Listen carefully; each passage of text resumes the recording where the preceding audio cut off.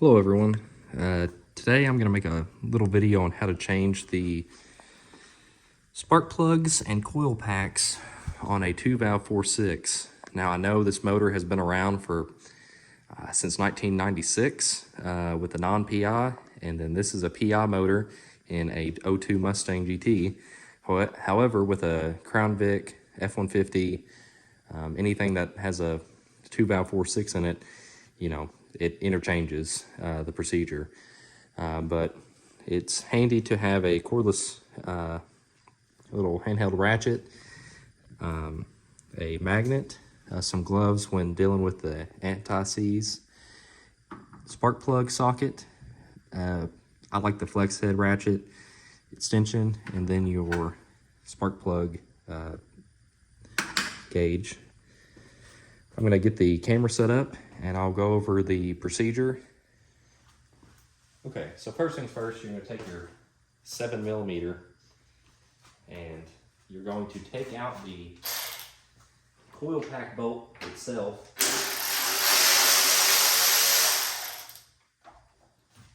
Now, when you're actually putting the spark plug in itself, don't use it. Do it by hand. So our plug is fighting me a little bit. You have your plug here, and on the bottom of the plug itself, there is a clip. You want to push that clip in, and it will undo it from the coil pack itself. Now these are actual OEM coil packs. This car has 140,000 miles on it, and it runs decent, but it has a little bit of a miss to it, and that's why we're doing this job. After you get that out, you're going to run your spark plug socket down in the cylinder. You'll feel it go down on the actual spark plug itself. This one is really loose. Spark plugs, you don't want to get them too tight. So, don't He-Man strength them down, but you don't want them to be loose because they can blow out of the head. And these 2-valve 4.6s and 5.4s have problems with blowing spark plugs out of the head. So you're just going to loosen it, pull it out. Oh, we lost our socket.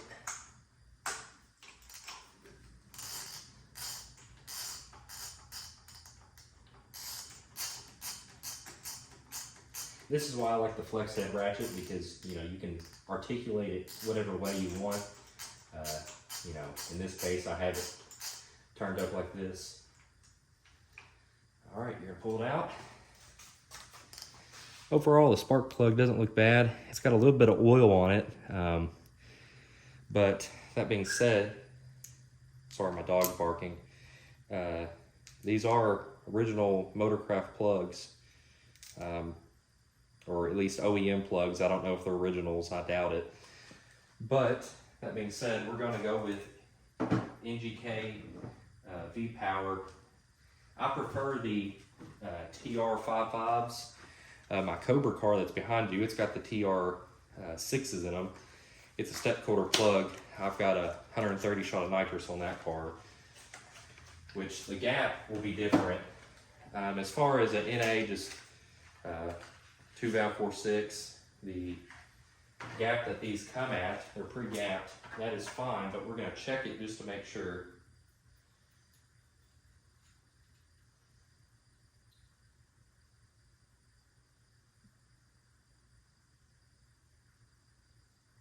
Okay, so it's about at 56. But that being said, with a boosted car, nitrous, whatever, you want to make sure that you check your gap here, depending on what what vehicle it's going in. Like I said, my Cobra car behind you, it has TR6s, and they're gapped to 0.35. That's what's supposed to be good for a nitrous setup, depending on the shot that you're running and your tune. So that's what I'm running in that car. But like I said, this car, it's just a cruiser. I'm just trying to fix a little bit of miss that it's got. So this should be fine. So you're gonna take your spark plug and put a little dab of anti-seize on the plug itself. You can go all the way around. I normally just put a dab on there. That way, next time you pull your plugs out, they're not gonna be, you know, super tight in the head. So you're just gonna run it down, and the spark plug socket itself, if you're not aware, most of them have a little rubber ring in it that's supposed to hold the spark plug. That way you can pull it out, put it in, so on and so forth. So we're just gonna run the spark plug in. You'll feel it kind of get snug. I'm almost there. Okay, so you're snug. I'm gonna turn the ratchet where I can articulate it better, and you're just gonna give it a little bit of crank. You don't want to over tighten it, like I said, because you'll get it stuck in the head, but you don't want to have it too loose because these motors are prone to blowing a spark plug out. So you're going to take your coil pack. These are slightly used, but they're still in good shape. You're going to take your dielectric grease. You just put a little dab in there. Need to open it a little bit more. Put your dab in there. That way, whenever coil packs sit on the spark plug for a good amount of time, sometimes the boot will be really hard to get off. That's why I like to put the grease on there. That way it shouldn't get stuck. So that being said, you're just gonna run it down. Okay, you should feel it click onto the spark plug itself. And then you will put your 7mm bolt back in.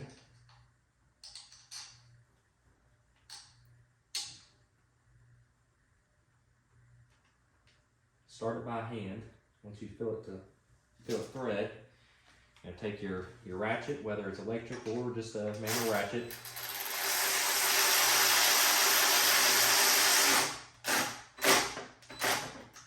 And that's all there is to it, really.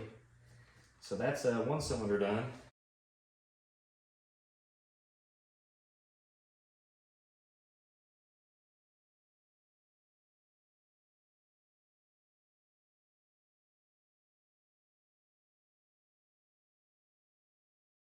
So here's a little difference between the plugs. And so far all the coil packs look about like that. And those are the Edelbrocks going in. Now back here, you want to use a decent extension to get your socket up, or sorry, your ratchet out of the way of the fuel rail. And this side is overall really easy. That side is too, but you just have a little bit more stuff in the way fighting you. And I'll show you in just a second. Like I said, on this side, to access the spark plug and coil packs, you're gonna have to take your intake loose. I just unhooked it from over there. That goes into that vacuum fitting for the valve cover. Unhooked it from here. I just swing mine forward, let it rest, and then you have access to all of these. All right, let me give a little tip on this side. So you can't really go this angle. You need to go, so drop your short extension with your spark plug socket down in the hole, and then use your longer one and go in at an angle. That way you can rotate it out. And this isn't the farthest back hole, it's the second to the farthest back.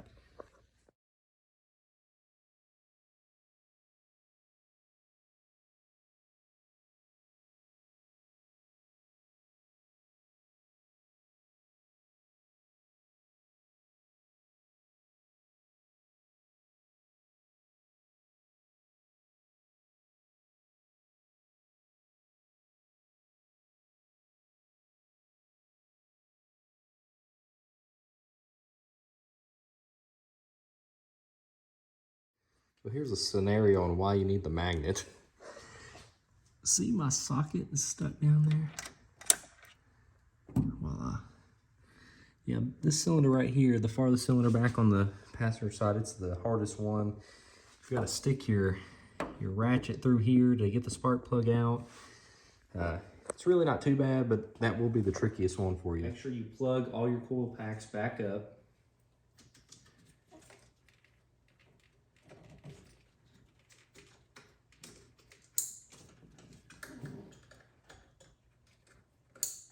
All right, all mine are plugged back in. All right, so from here, you're gonna stick this vacuum line back on. It goes right here. You're gonna have a plug. It goes on top of the throttle body right here. You have another plug right here. Okay, now you're gonna swing your intake tube back down.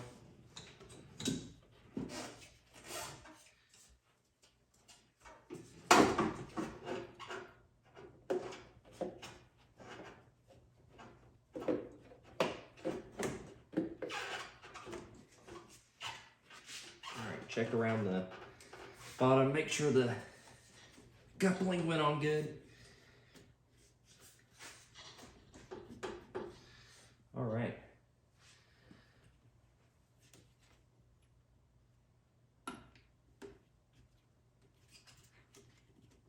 All right, that's back in.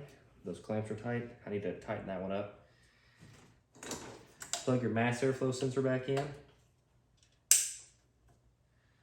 All right, now let's tighten this hose clamp back up.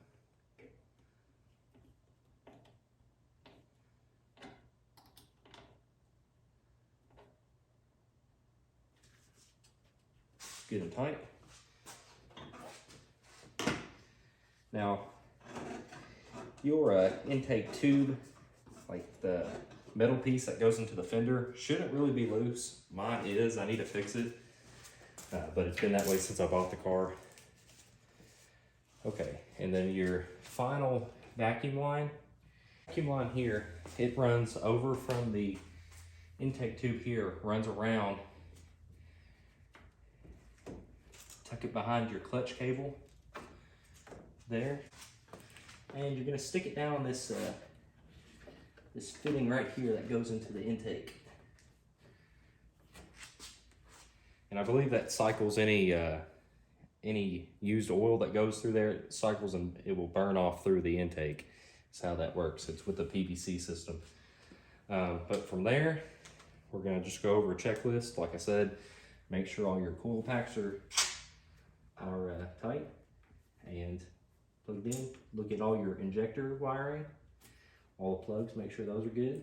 Like I said, just do a quick look over. All right, we should be good to start it.